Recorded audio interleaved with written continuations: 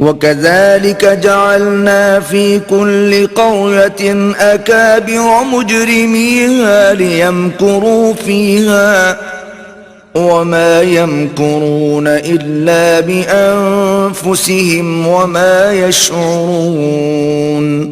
اور اسی طرح ہم نے ہر بستی میں بڑے بڑے مجرم پیدا کیے کہ ان میں مکاریاں کرتے رہیں، اور جو مکاریاں یہ کرتے ہیں ان کا نقصان انہی کو ہے اور اس سے بے خبر ہیں۔ وَإِذَا جَاءَتْهُمْ آيَةٌ قَالُوا لَن نُّؤْمِنَ حَتَّى نُؤْتَىٰ مِثْلَ مَا أُوتِيَ رُسُلُ اللَّهُ أَعْلَمُ حَيْثُ يَجْعَلُ رِسَالَتَهُ سَيُصِيبُ الَّذِينَ أَجْرَمُوا صَغَارٌ عِندَ اللَّهِ وَعَذَابٌ شَدِيدٌ بِمَا كَانُوا يَمْكُرُونَ۔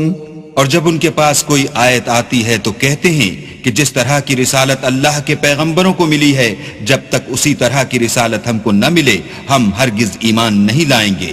اس کو اللہ ہی خوب جانتا ہے کہ رسالت کا کون سا محل ہے اور وہ اپنی پیغمبری کسے عنایت فرمائے۔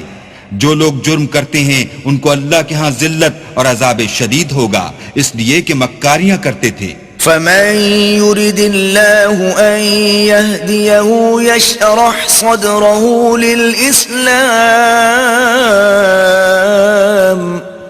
وَمَن يُرِدْ أَن يُضِلَّهُ يَجْعَلْ صَدْرَهُ ضَيِّقًا حَرَجًا كَأَنَّمَا يَصَّعَّدُ فِي السَّمَاءِ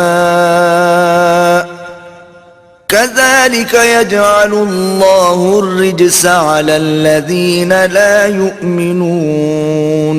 تو جس شخص کو اللہ چاہتا ہے کہ ہدایت بخشے اس کا سینہ اسلام کے لیے کھول دیتا ہے، اور جسے چاہتا ہے کہ گمراہ کرے اس کا سینہ تنگ اور گھٹا ہوا کر دیتا ہے، گویا وہ آسمان پر چڑھ رہا ہے۔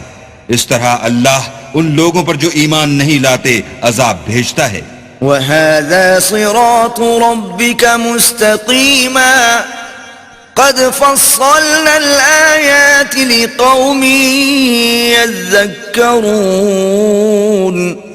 اور یہی تمہارے پروردگار کا سیدھا رستہ ہے، جو لوگ غور کرنے والے ہیں ان کے لیے ہم نے اپنی آیتیں کھول کھول کر بیان کر دی ہیں۔ لَهُمْ دَارُ السَّلَامِ عِندَ رَبِّهِمْ وَهُوَ وَلِيُّهُمْ بِمَا كَانُوا يَعْمَلُونَ۔ ان کے لیے ان کے اعمال کے صلح میں پروردگار کے ہاں سلامتی کا گھر ہے اور وہی ان کا دوست دار ہے۔